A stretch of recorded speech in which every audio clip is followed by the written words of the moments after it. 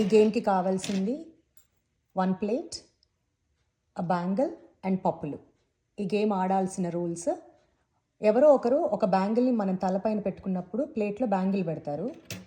ఒక గుప్పెడితో తీసుకొని ఆ ప్లేట్లో వేయాలి. ఎన్ని పప్పులైతే ఆ బ్యాంగిల్ లోపట ఉంటాయో ఎవరికి ఎక్కువ వస్తే వాళ్ళే విన్నర్. సో చూద్దాం, నేను విన్ అవుతానా, కవి విన్ అవుతుందా? రెడీ.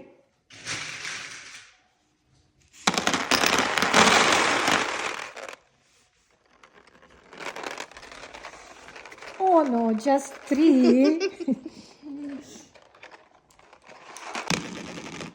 రెడీ.